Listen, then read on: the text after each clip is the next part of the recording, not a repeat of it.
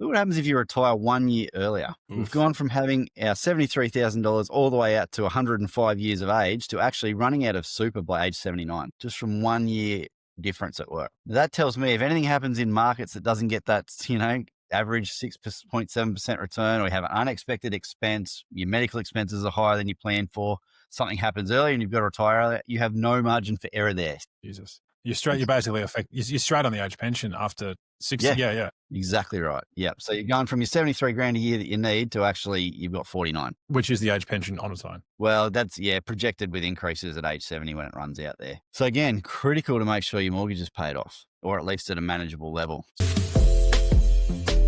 Picture this: no more 6 a.m. alarms, no more fighting traffic to get in the office, no more dealing with coworkers.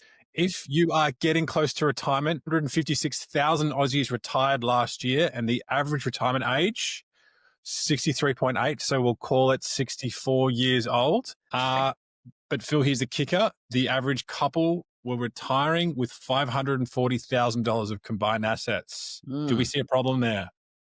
Maybe. Well, if you Google it, the average couple needs $690,000. Keep listening, and we're going to go in more details about that. When I see a couple with sub 600K super balances retiring, that makes me a little worried, because the largest cost that happens in retirement is usually healthcare. Did you know 34% of retirement savings on average are eaten by healthcare costs over the final years? If you think of your super nest egg, about 34% of that is going to be eaten just by healthcare. And that means there's a lot less of that's going to be there generating income. No. But Phil, what's your view? Yeah, look, it depends. It's my favorite answer in financial planning. When I have a client or a couple come to me and say, Phil, when can I retire? That's usually my answer. It depends. How much money do you want to spend? How long do you want to live? That's that's what we need to know. And we don't. And you're right. Like typically we know if you work with a retiree over a long enough period of time, their spending looks like a wave.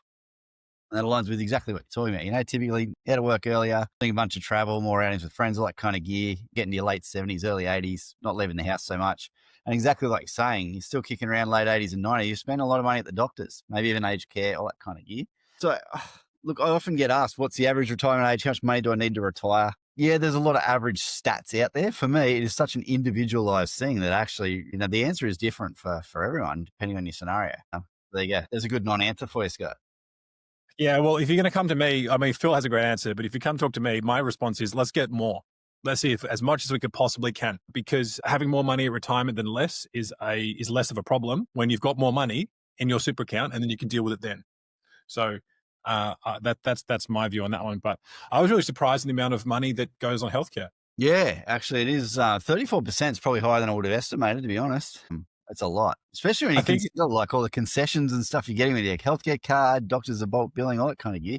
I think the reality is it's kind of skews it, because if you look at I think it's the final 24 months of someone's life, they will consume something like 50 to 80% of their total healthcare spend of their entire life in that final 2-year end of life care. Yeah. So that's going to massively skew it up as well. But ultimately you want to be making sure that you are providing for yourself. If you've got this, with my wife, we, she had the option of going on a private wait list or the public wait list, and that she applied for it, and we got the letter in the mail, and it was like, oh, great, no worries. You'll be able to be seeing the specialist in December. It was like, oh, awesome. It was December 26th. Like, oh, right. Okay. So look, you don't want to be in your, you don't want to be in your retirement years and be having to have that trade-off. If you can do something about it, you want to be able to make those changes. You also want to be mindful that women retire about 2.5 years earlier than men, and women will live between 5 to 7 years longer than men. So that means there's even a further time frame in retirement for women versus men, and that's going to be a greater time that you're going to be needing to draw down on your super balance to provide for yourself. So a couple of little stats there for you. Yeah, interesting. It's actually, I found it quite funny, the stats you just spat out. Scott and I sort of prepared for this a bit independently to each other, and I went and ran some modeling just to have a look at kind of what I won't say average, I used medians, not averages. And for anyone that's playing along at home that doesn't know the difference, an average income, average super balance will skew because, you've got some people that might have $10 in their account and some that have got millions. A median gives us a better sort of medium, average person, middle Australia, you know? And funnily enough, when I ran those numbers, about 64 was the age where it kind of worked for the average Aussie to retire. Okay. However, that comes with a massive caveat. There is no margin for error at all. Everything must be perfect. Markets must align. You know, no politicians can say anything stupid. No wars can break out. You know, like this is. So this is the absolute minimum. So if we get to this is if I'm you just get to 64 and a bit, and then everything aligns, this works. Is that what you're saying? Yeah. And look, I'll share my screen, because actually the other fascinating thing was just how sensitive it was between 1 year's extra work, you know, 63 and 64. It was actually kind of amazing. Bear with me a second. I'll bring that up. In the Jackson household, I had my parents work for an extra 3 years, and they managed to accomplish this. Yeah, there you go. So can you see my screen right there, Scott? I can. Yeah. Cool. What am I looking at here, Phil? Yeah. So look, what we're looking at is, and like I said, I was plugged in median data, and don't come at me for not having exact references. This was just stuff I read from an ABS output a while back. Yes. And the ABS is the Australian Bureau of Statistics. Yeah. So median income for a male, about 91,000 a year. Median income for a female, about 84,000 a year. Median super balances at 60, based according to ASFA, were something I had about 220 for a male and about 160 for a female. So for those that are listening, what Phil has brought up is he's brought up the Mercer SuperCalcs website, which is supercalcs.com.au. You can do this yourself. And he's basically filled in the sliders on the right-hand side, in which you just remove the average, just the income of the individual, and we class them as a couple. He's also moved the sliders for the super balance as well. Yes, spot on. And then I've set the target income at $73,000 per year. Now, where that came from, Scott, you mentioned earlier, the average couple needs about $690,000 to retire. That was last year. I wonder what it will be like this year. It hasn't changed significantly last quarter. It was slightly gone up, but it wasn't huge. But that's based off ASFA, which is Australian Superannuation Funds Association. But they survey retirees every quarter, so we have really good data around what retirees spend. And your average retiree couple for a comfortable lifestyle are spending about $73,000 a year. That's where that number. These bars over here are last working years. So we're currently age 60. We've worked through to age 64. These bars are our income from work, and then our income from work stopped. So the light bar is partner 1 and the darker green bar is partner 2. That's what that looks like. Spot on. And this has them both the couples retiring at the same age. Yes. And then we flip over here, and now we've retired, and we've got a dark green bar and a dark blue bar, and that is drawing down from each partner's super to meet the $73,000 per year that's required. We assumed a long-term average rate of return of about 6.7%, which is a reasonable long-term average. You know, and I know most of you, if you're sitting around here, what are we, November 2025, you're probably thinking, wow, I've been earning way more than that on my super. Forget about the last few years. It's been a great market cycle. Be more conservative in your assessments. So 6.7 is a reasonable long-term average. And then these purple bars that kick in here from 67 is the age pension. So that's it. So even if you're retiring with a 690K combined super balance, and you retire at 64, you're straight on the age pension at age 67. Correct. So a lot of people think that's a good level of income. That's a great super balance. But actually, even that point, you're on the age pension, which I think is a conversation for another time, whether this is sustainable at a economy-wide position. But that's probably a podcast for another conversation. A later date. Yep. But what I think is critically important here, and this is where I said, it works, but there's no margin for error. Look what happens if you retire 1 year earlier. Oof. We've gone from having our $73,000 all the way out to 105 years of age to actually running out of super by age 79, just from 1 year difference at work. That tells me if anything happens in markets that doesn't get that, average 6.7% return, or you have an unexpected expense, your medical expenses are higher than you planned for, something happens early and you've got to retire earlier, you have no margin for error there. So this is probably to Scott's point where more is better. The other thing that's critical here is this assumes your mortgage is paid off by retirement. And to be honest, we don't see that often anymore. Properties are more expensive and people are getting to retirement with reasonable mortgages still left. So I just used a $300,000 mortgage at age 60, $2,500 a month being paid off it, and you're getting to retirement with still about 200 odd grand left on the mortgage, 228,000 left on the mortgage. Now, if I pull money out of super to clear that mortgage so you can retire debt free, now I've got another huge problem. You're out of super by 68. Jesus, you're straight. You're basically you're straight on the age pension after 60. Yeah. Exactly right. Yep. So you're going from your 73 grand a year that you need to actually you've got 49. which is the age pension on its own. Well, that's projected with increases at age 70 when it runs out there. So again, critical to make sure your mortgage is paid off, or at least at a manageable level. So Phil, what happens if what happens if we work up to age 67? Yeah. So what happens if we add plus 3 years? There we go. Now we're fully funded right out to 105 years old. Now, and the other interesting thing is you can see this $73,000 a year line here. Our income bars are actually going above that later in life. And the reason for that is A, your age pension's increased. B, the minimums that you must draw from your super, they increase as you get older. So the amount of income you're being forced to draw later in life under this scenario actually exceeds the 73,000 a year anyway. So, maybe you've just got a really nice buffer, or maybe you do a bit more back here. But either way, rather than having a scenario where we're running out fairly early, you've still got about 76,000 left in super at 105 years old, which is a bit of a buffer for stuff to go wrong. You still probably want to see a bit more of a buffer, but there's one there. And just to be clear for anyone that's going to ask, yes, these numbers are all inflation adjusted. So this is the equivalent of $73,000 today. Inflation is factored in. The problem now we're just too worried about you in the comment section. We see you. Yeah, I'm anticipating the questions already. So thank you, Phil, for that. If you're if you've got thoughts on the differences and what it would look like, you can do it as you can be the average Australian, retire with the average balance at age 64, and it's going to work. What on the right hand side that Phil has now brought up is what's referred to as the simulated returns.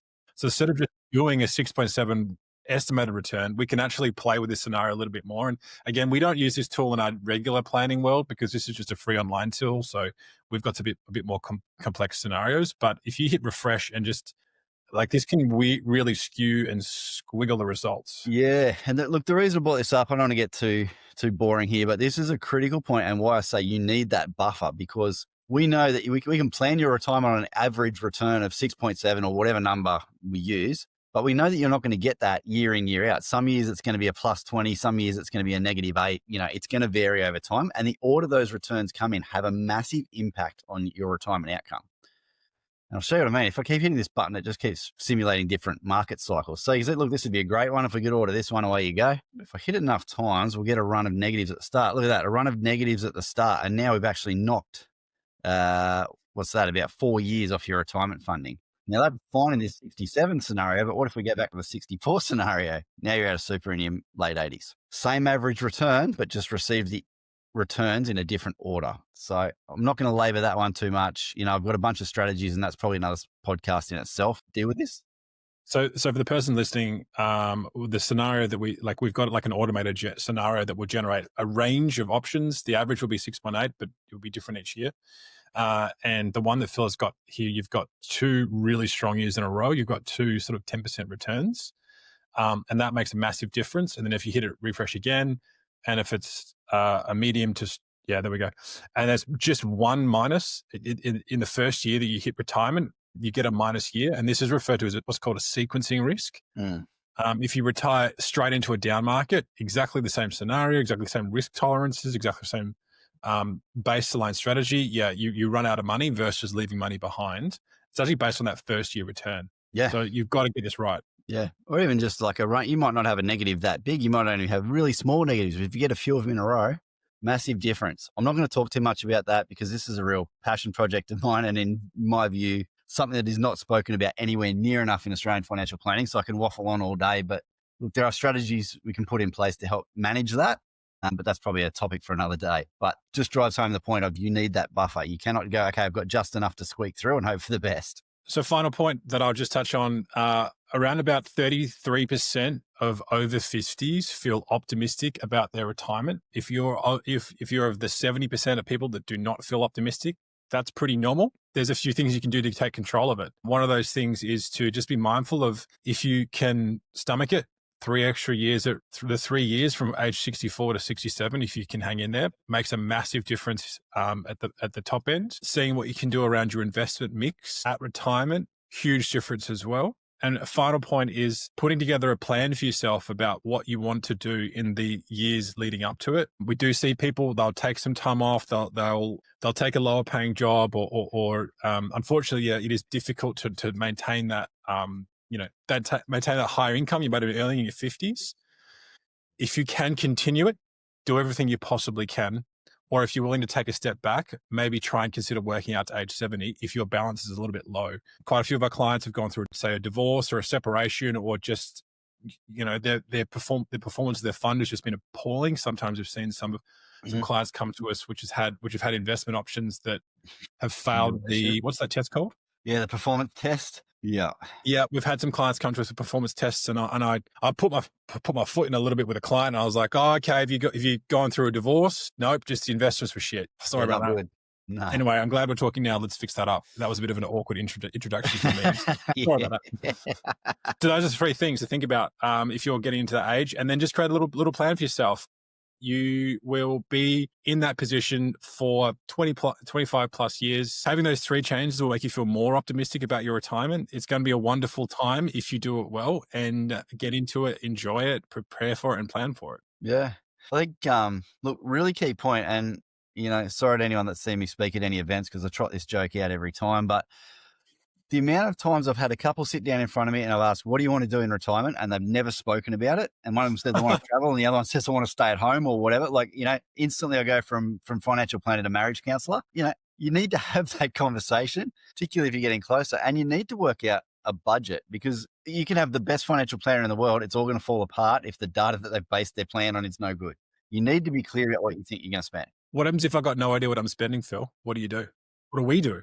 Do a budget for a start. Secondly, one thing I suggest to a lot of people is actually go to the ASFA website, ASFA, and look up the retirement standard. And you can actually download the survey questions that they go through with retirees when they're working out the average living expenses for a retiree. And you see a line by line breakdown of their budget. That is a really useful exercise, because you can make sure then that you're not missing anything. You're not forgetting all those little things that you spend money on, because this is real world data that people are actually spending that are in the scenario that you will be in. Go through that and see how it aligns with your spending and your expectations of your retirement. I think last I looked, it was about $4,500 a year in travel expenses. That is not my idea of a comfortable retirement. I don't want to be going around the corner. I want to go and have a look at some stuff. Yeah, $4,000's not going to get you very far. Not going to get you far. So, you need to think about that. You also need to think about, you should break it down when you're working out what your retirement budget looks like. Necessities. What do I need to spend on everyday stuff to keep the lights on, keep myself fed, keep myself alive? The basics. Then you need your wish list. What's the stuff that I really want to do, but it's kind of important to me? It's kind of a not negotiable. I've always wanted to go to Europe or Japan or whatever. What are my not negotiable lump sum expenses I need to plan for? Then what's truly the wish list? Like, okay, if all that works, what else do I want to do? And then any legacy, like, is it really important to you to leave some money for the kids, or are you happy to just burn the lot and have a great life? My view is you should burn the lot and have a great life. The kids can save their own super. Maybe they'll get the house if they're lucky, but, for some people it's important, or maybe there's a charity or something you want to leave money for, and that needs to be factored in as well. So if you work through those few questions, you should be a good part of the way there with the info that you need to either plug into one of these calculators and work out, or work with a planner to actually work it out. But the budget is critical to your success. And 99% of people I speak to that come in for retirement planning haven't done one. Being prepared, being prepared for anything makes you less nervous about it. Doesn't matter what it is. Yeah, exactly. And this is the exact moment for you. If you are 3 to 5 years from retirement, follow these steps we've just given you, and you'll be feeling a lot more comfortable about the future. Yeah. One final point. I think it's not just if you're worried that I don't have enough money. So I can talk all day about this. You are on this, are you? It might be a little bit. Keep listening. We're almost done. Yeah, I'll be quick. But look, I have had plenty of clients over the years as well that have had more money than they are ever going to be able to spend in 2 lifetimes, and they won't go and do the things that they can afford to do. They've got the dream travel, the dream whatever, but they're still so worried about running out of money. And it's funny. It's something you'll flip in your head. When the money stops coming in and starts going out, you will start to worry about that, even if it's not rational.